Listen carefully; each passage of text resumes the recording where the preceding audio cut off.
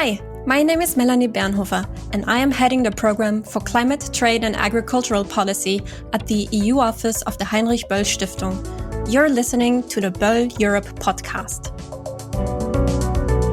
In case you're listening to us for the first time, we're the German Green political foundation affiliated with the German political party Alliance 90, the Greens.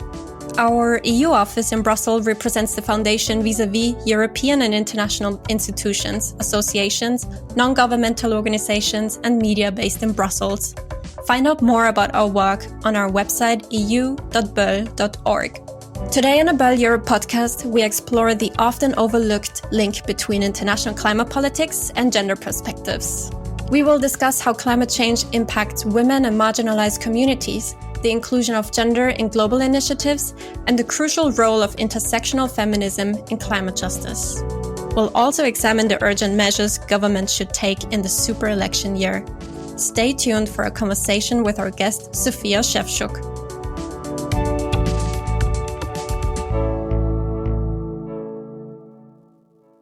Joining us today is Sofia Szewczuk, a Brussels-based expert on environment, gender, peace, and security policy.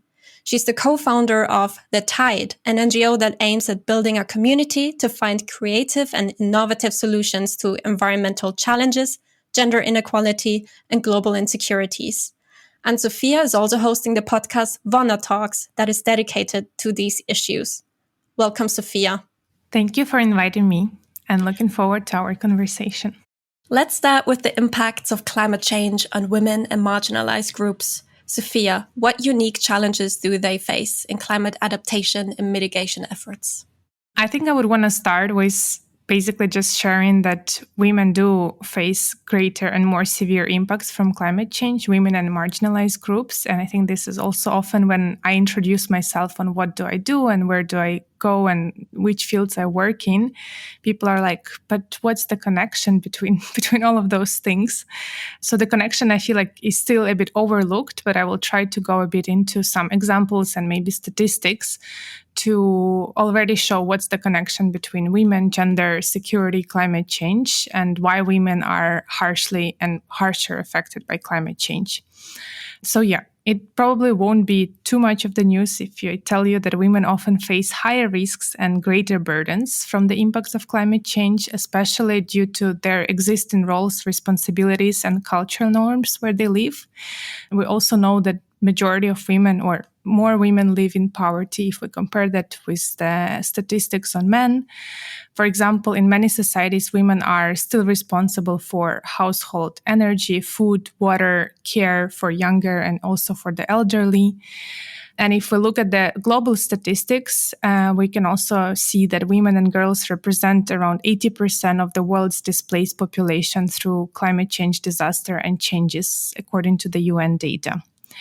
This is all very global statistics and global data. But if we want to bring it a bit closer to Europe, which I also usually try to do, because often if I talk about these topics, we tend to see that the problem is somewhere out there in global south countries or somewhere else. But it actually is already something that is happening probably in our neighborhoods.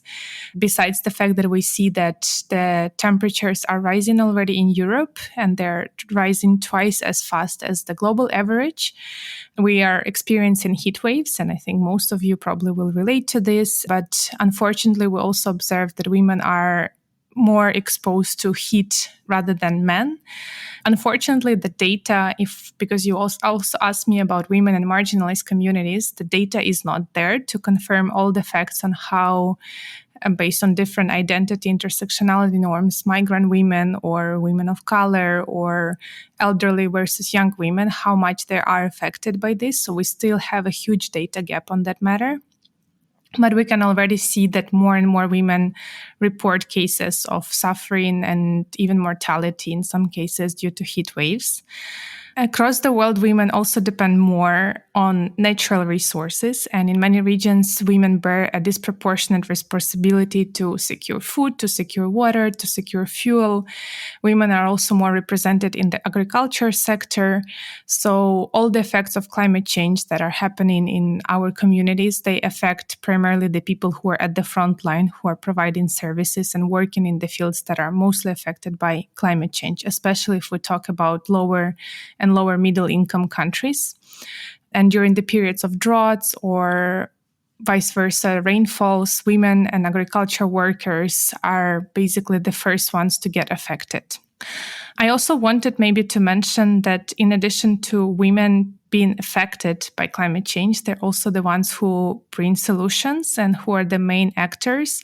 And I remember myself when I started working in the topic, I think roughly 5 or 6 years ago, I read a book by Mary Robinson on climate change and women who are leading kind of movements in climate change. And that book was very, very inspiring. It's very easy to read. It's basically stories of different women who were unfortunately the most affected by climate change, but who kind of took the situation in their hands and started doing something about it, from smaller actions at the community levels and then kind of growing and being represented at the global levels.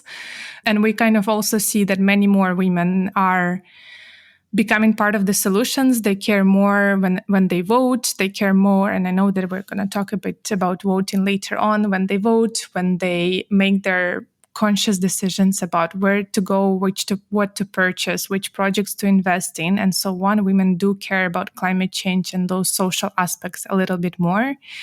This is not to say that just because women are caring and so on and so forth, but it is the reality as well. And I think it's also very important to highlight that often those people who are mostly affected need to do the burden of doing the work and bringing the solutions as well.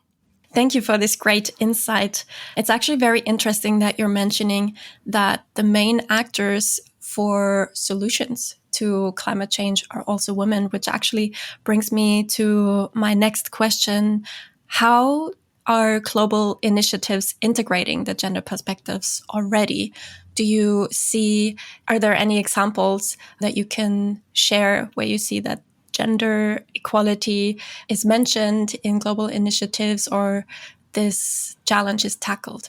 To start answering this question, I would first want to mention that I'm still a bit skeptical, and I think that there is still not enough work being done at the global level, from funding part to mentions to concrete projects and ideas, because climate change, I mean, it is a very huge and global challenge, but it also has a lot of smaller effects that it has on smaller communities. And I think that's what makes it the hardest for global initiatives to kind of really trickle down and do help those on the ground. But I think we still need to highlight that the global actions do matter. And if we do not see them and if we do not have them, and like starting from basic things of even recognizing climate change with the Paris Agreement and so on, it did have a lot of spillover effects at the national and local levels later on. So this global recognition still matters. But I think with climate change, we really need to be careful with not just kind of overlooking the things that need to be still done. And we often have this thing, even at the EU level and more globally, that we try to like, okay, we already did this and that, let's move on and let's do something else. We already did a lot for climate change. Like, it's something that, unfortunately, I feel like our generation would have to learn how to live with. And this would become just something that we need to constantly check in with and try to see what else can be done, what more can we do, because it's not just something that we are like, okay, done deal and moving forward. Yet I still feel gender and climate is something that is relatively new area. So if we look at the global level, and the most recent, the biggest example probably would be the UNFCCC, the COP conferences. And we know that in 2012 was actually the first year when gender dimension of climate change has been addressed at the COP meeting, which to me is a little bit too late already, but better late than never. And then I know that it's been already, I think, for 2 years that at COP we already are having the Gender Day. So it's a day when they highlight different gender dimensions and perspectives and projects, climate policies, best practices, policies, strategies, and financial parts in recognizing women's roles and gender dimension in climate change. So that has been happening only for 2 days. And here you also, if you talk to gender as experts, I think we all have different views in terms of, on the one hand, it's nice that Gender Day exists there. On the other hand, it kind of puts everything related to gender in the Gender Day, and then everyone else discusses different other things during the other days, where gender probably is not the biggest priority and dimension. And I also often see it from the work that I do. If you do gender, they just put you on a gender panel, or they will put you in a gender room, and this is where you discuss these things, instead of recognizing that gender actually is more than just women's issue. I mean, if we really go into details, it's not only about women. It often is about women, but not only. So to me, I'm still being a little bit skeptical as to what extent COP or UNFCCC or even any other global initiatives do tackle gender at the level that we would say, okay, this is enough to provide enough space and recognition, so then the issue could spill over or trickle down to local and national levels. And actually, a concrete example of why it didn't trickle down yet, if we look at the nationally determined contribution, or NDCs, we can see that gender considerations are still less integrated into long-term low-emission development strategies. So if we really go into what countries concretely want to do at the national level to basically tackle climate change issues, we see that the gender dimension is still very much overlooked there, which probably also confirms that at the global level, it's still not done enough. I mean, we also know that gender probably is a speculative term for some governments. So if we even go into intersectionality of it, then it's even worse to see there. It's interesting that you're mentioning intersectionality. Can you go into this a little bit more and explain it in more depth, and how it might be relevant to integrating a gender perspective, or gender and beyond, in climate change negotiations, for example? I think that actually climate change might be one of the best fields to see why intersectionality matters. And I think this is also what you were asking me a little bit there. And that's why when I started working, I recognized that I need to have an intersectional approach in the work that I do, because, okay, we can go and try to provide solutions and find the challenges that women face. But then if we go deeper, we see that, okay, women are also not homogeneous group. We can see that there are different examples there. And then climate change is something that affects all of us. So there is no really one person who's going to stand alone and not suffer from it. And by providing solutions only to one certain group, or just solutions for women and men, we are tending, or we have a threat to overlook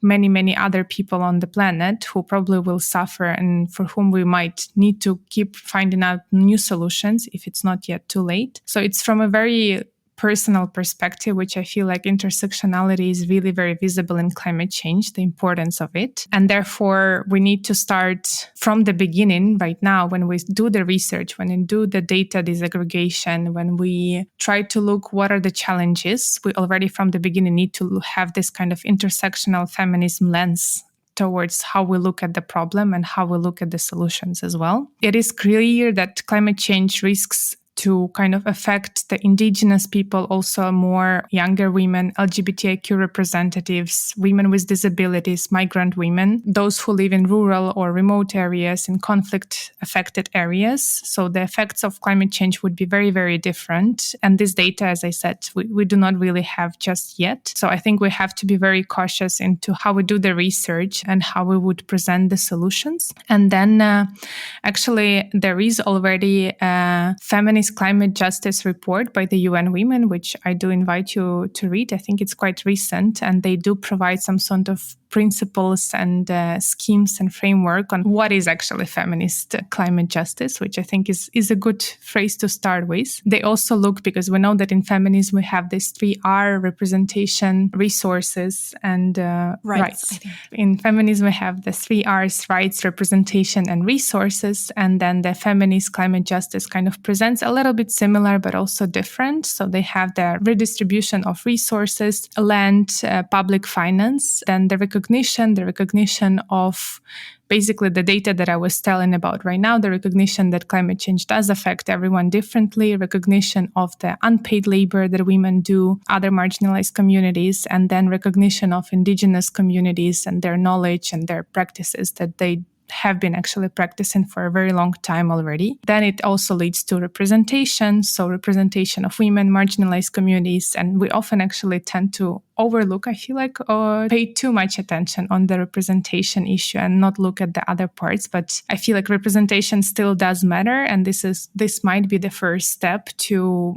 at least invite people in, provide them with space and opportunity to speak, share their examples, and at least start doing some actions there. So this part is also still represented in the feminist climate justice framework. And then the reparations, which also I know is a bit of a controversial phrase, but unfortunately with climate change, we see that right now those who suffer the most from climate change are the ones who contributed the least to the whole problem. So unfortunately, the countries would have to recognize the burden that they have created in the world. And here I mean the global north countries would have to contribute more financially, resource-wise, redistribute the resources in order to make sure that we at least get to the balance. It's not even to the development, but at least making sure that other people and other communities can survive in the current world with climate change threats. Yeah, so for all of this, I feel and that we need the intersectional approach and not to exacerbate the existing inequalities and existing challenges that we already have. Because for now, climate change just creates this kind of a threat multiplier to the existing discriminations that many people already have been facing for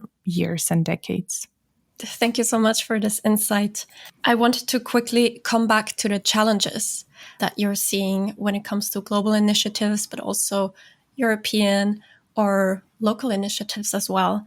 You have mentioned the data gap and funding issues. Do you see any other challenges that we have to tackle and overcome in order to tackle those challenges? Something that I work, and here it's going to be a very personal view, I think, because I feel like it starts from people. It starts from myself. I have not been an expert on climate change. This is not what I studied. I'm actually a security and international relations expert. And I always thought that climate change is something that people who are experts on this, they're going to tackle it and they're going to provide solutions and I will do my job. And I understand those people who think the same. But unfortunately, I also happen to recognize that we live in the world, as I was already saying, where we cannot, like climate change is not just yet another problem. Like it has really affected all of us so much that we would have to become, to a certain extent, experts on climate change and try to apply the practices that bring the solution, or at least limit the challenge and the threat in our daily lives.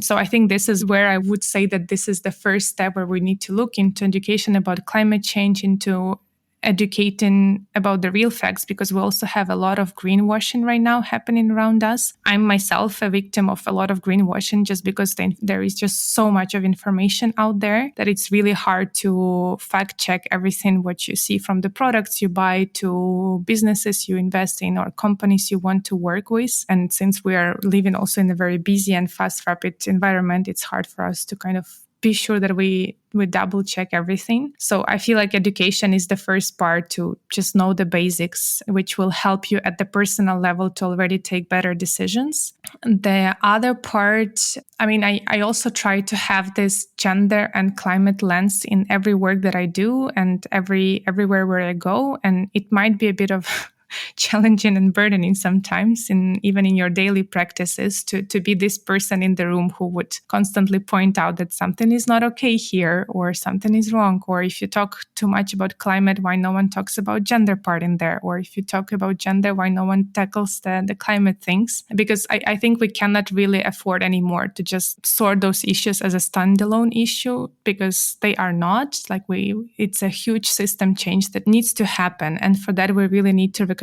who are the ones who suffer the most, who are the ones who need to help the solutions, and where do we look at the structure that does not work. So the small challenges, like with the data gap, I think it's a longer term and we need the data.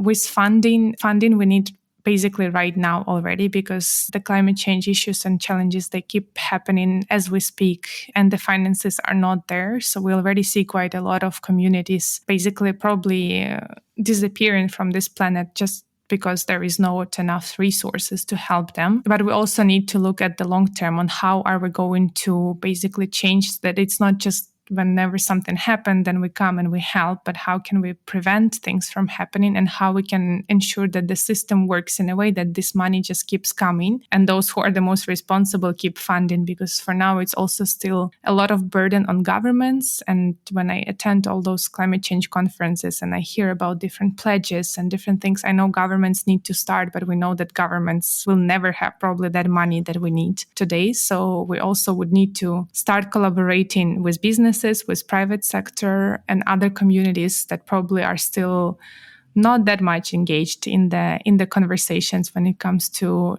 funding, and often are also absent from different conversations. And I understand why. We still discuss climate change, gender in very big silos. And I think this is also what we, with the Tide and the organization that we just founded, that we will try to look at least at the Brussels and Belgium level to start with, and then hopefully have some a bit global, bigger initiatives that we just start talking to each other, because there is just so much pain and there is so much hatredness and so much misunderstanding between different people who are affected and different interests. But I think those things could be solved if we start looking at the personal level, at the educational part, and then start talking to each other and start discussing, okay, how do we actually manage to survive as humanity and as a planet, and how do we build the future that would work for all of us? An interesting thing, because we talk a lot about challenges, and I do not know if solutions part is coming, but there are already a lot of solutions out there. If you really go into different conferences and if you talk to people, and I mentioned already the indigenous knowledge, so many solutions are already out there. So I think on solutions part, we're actually doing quite good.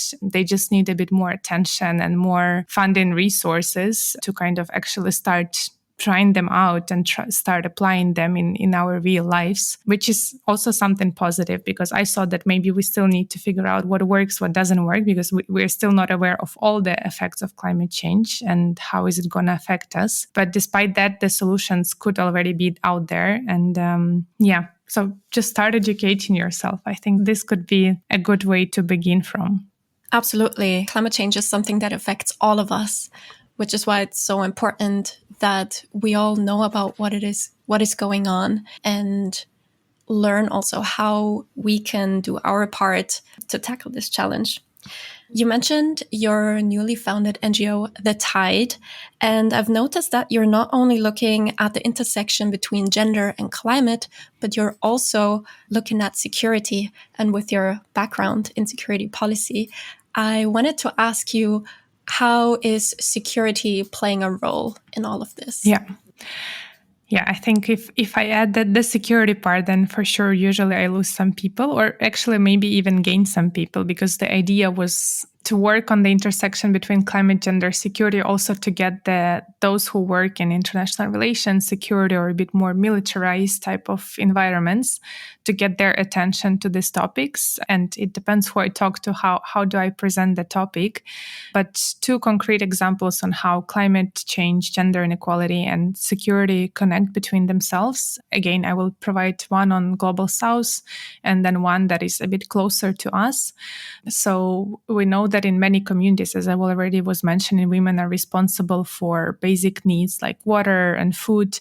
And when it comes to water, with climate change and with many more droughts, women have to walk longer distances to provide water for their families and their communities. And by walking longer distances, women are either affected already by some threats and insecurities that they might face in the spaces where they haven't been before, or by returning home and taking longer time to provide water, they also face some domestic violence challenges, indeed, because of the cultural norms. So this is one of the kind of very concrete and very community-based example of how climate change, gender, and security, to me at least, connect. Of course, we can go a bit more global, that climate change is a threat multiplier, and the migration part that I also already was talking about. But at least the way I try to look at it is at the very personal and community level. And unfortunately, again, there is no statistics on how many women suffered from domestic violence due to climate change and droughts and flooding, maybe. But we will probably, by presenting it at the very community level, and those who work with those communities, they probably would know that this is unfortunately a frequent case. And then when it comes to Europe, I was at the conference between the European mayors, and there was one woman who is a deputy mayor, I think, of Budapest, who mentioned the story that after the Russian full-scale invasion of Ukraine, when Europe was trying to reduce the energy dependency, and basically it kind of had a consequence that we had an energy cuts. And one of the ways to save a bit of energy and electricity was to reduce the street lights in European cities, which seemed like a very logical decision because who needs the lights at night? But those people who need the lights at night are women. And also because, I mean, we live in Brussels and we know how Brussels streets are far from being the safest ones. And these, unfortunately, are the cases for many European cities. And these are also some of the things where if we do not have data, if we do not know why the street lights are needed and who they actually make feel safer, we will be doing the climate change solutions or energy saving solutions that in the end provide more threats to women or marginalized communities. So these are just very, very concrete examples. But we also see that climate change drives conflicts across the world, and then women who already have been facing gender-based violence, conflict-related sexual violence, human trafficking, child marriage, they basically will be suffering even more, and we will see more and more cases like that. So therefore, when I started working in those fields, I understood that we just cannot, like I cannot just drop one thing and work on another thing. And sometimes even if I work on a project that is purely climate change related, I always try to see the intersection with other parts that I know, that I'm aware of. And I think this is also how we need to start making our brain work, because the triple nexus will not appear in each and every case. And it's not going to be the case that we all become the experts on the nexus. But at least applying this lens in the solutions and in the challenges, and at least at the initial part, just to know, like for instance, I know at the EU level in CSDP missions, they have a gender sensitive analysis, on climate change sensitive analysis, and those things only start to happen, but they really need to be more spilled over across all different projects, just so we do not provide more threats and more challenges to already very many existing ones. Absolutely agree. You also mentioned the keyword awareness and being aware what's happening around us, and also being aware of the different nexus that we have. You mentioned challenges like migration and climate change, or security and climate change. When it comes to the solutions, what do you see is already being implemented? What do you see is already successful? And do you have any ideas, or at your organization, The Tide, have you already seen solutions that could be implemented at European level, at local level?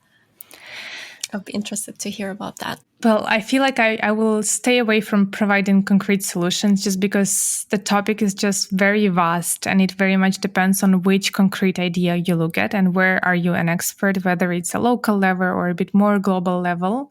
But I will focus on kind of frameworks and spaces that provide those solutions. So we do know that the solutions to climate change are still a community-driven field and community-driven kind of idea of looking into that. It's still not something that many businesses or even governments would look into if not for people. So we see that if we take example of the European Union, the Green Deal and everything that kind of went out of the Green Deal has been the consequences of the fact that young people were protesting and trying to fight for climate change issue. And this has been one of the biggest probably successes, where kind of democracy showed that it is working.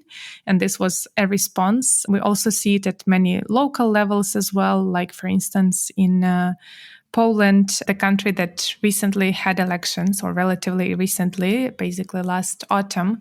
And before, we could see that Poland was a country that was challenging when it comes to climate change discussions. So right now not to say that climate change was the only topic that led to the change of government in Poland. There were many other things.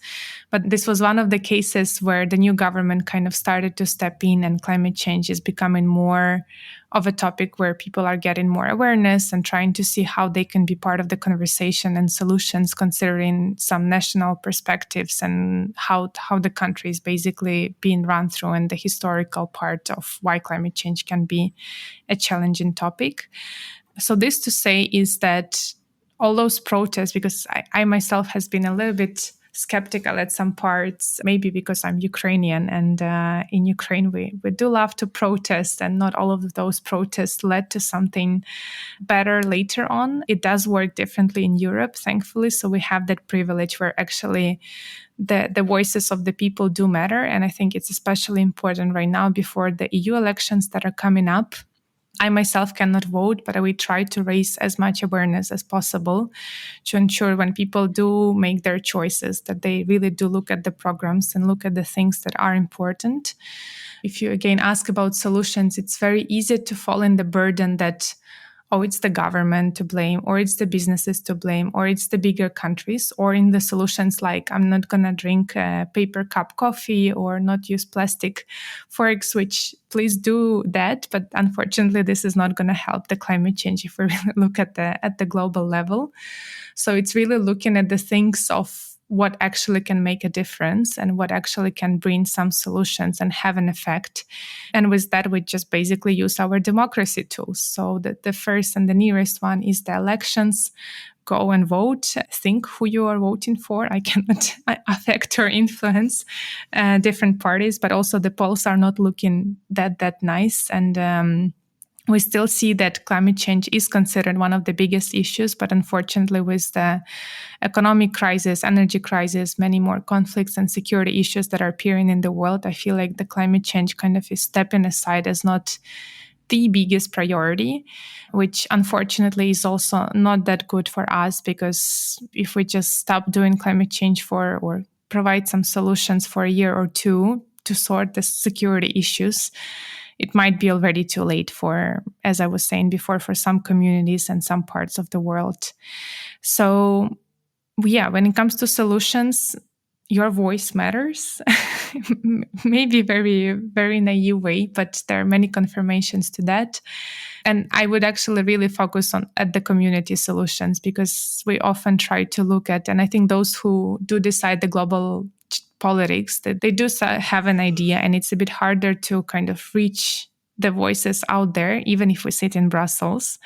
But I think if everyone is going to start doing their parts at the local community levels, looking at the trees that are being cut outside of your home, that might seem, oh, just one tree, but it actually might have a global and a more effect for what's happening around you and how your community can be part of the solution as well.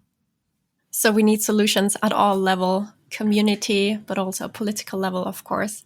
Given that we're in a super election year this year, with national elections in 64 countries, plus the EU election that you have already mentioned, would you say that this is a pivotal moment that we're currently in?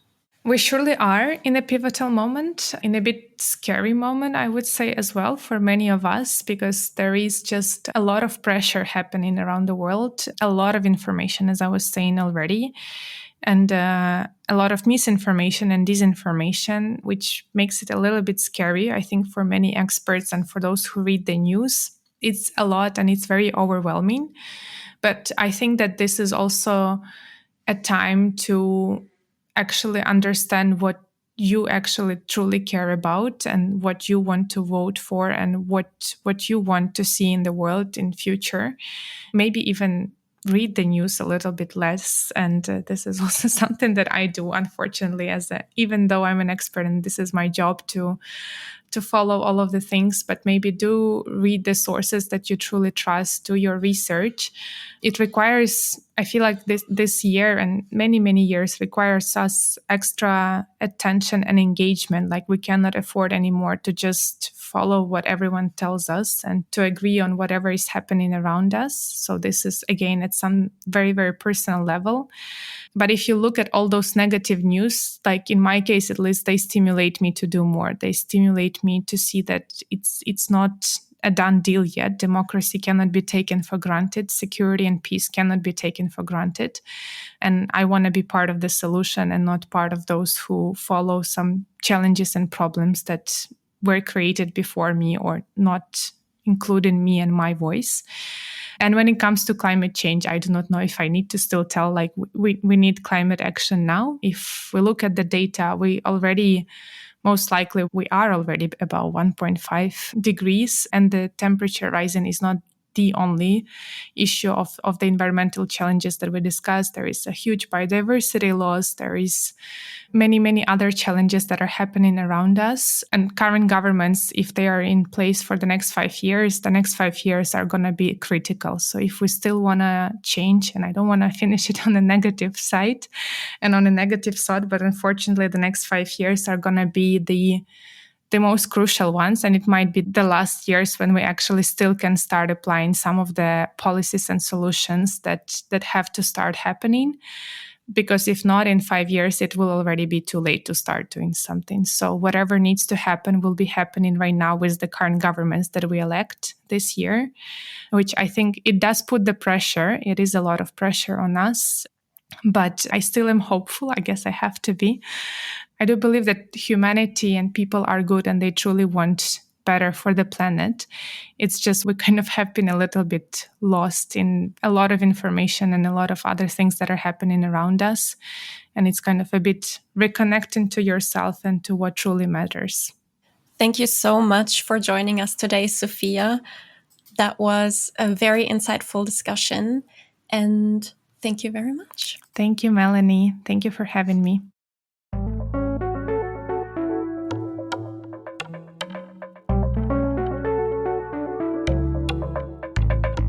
Thank you for joining us on this episode of the Böll Europe podcast.